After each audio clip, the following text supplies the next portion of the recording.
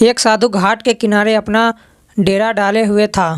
वहाँ वह धूनी रमाकर दिन भर बैठा रहता और बीच बीच में ऊंची आवाज़ में चिल्लाता, जो चाहोगे सो पाओगे।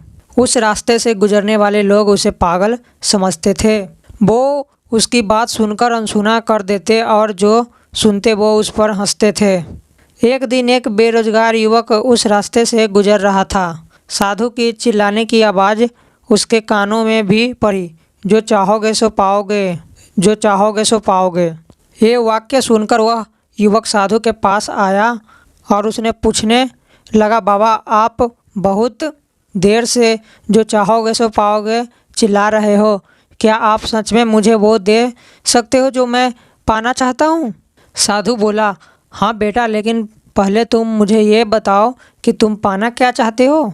बाबा मैं चाहता हूँ कि एक दिन मैं हीरे का बहुत बड़ा व्यापारी बनूँ, क्या आप मेरी ये इच्छा पूरी कर सकते हो? युवक बोला, बिल्कुल बेटा, मैं तुम्हें एक हीरा और एक मोती देता हूँ, उससे तुम जितने चाहो हीरे मोती बना लेना। साधु बोला।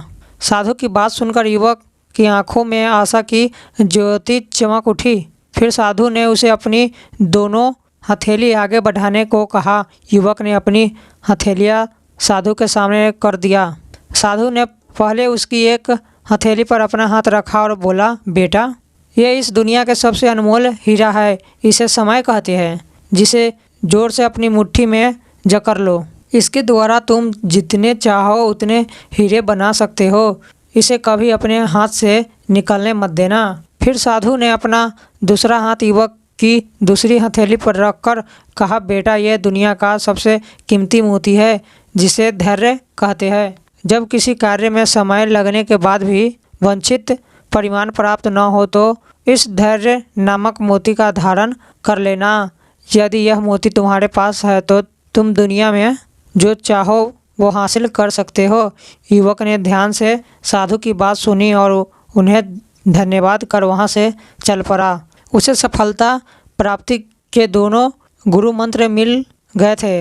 उसने निश्चय किया कि वह कभी अपना समय व्यर्थ नहीं गवाएगा और सदा धैर्य से काम लेगा। कुछ समय बाद उसने हीरे के एक बड़े व्यापारी के यहाँ काम करना प्रारंभ किया। कुछ वर्षों तक वह दिल लगाकर व्यवसाय का हर गुण सीखता रहा और एक दिन अपनी मेहनत और लगन से अपना सपना साकार करते हुए हीरे का बहुत बड़ा व्यापारी बना।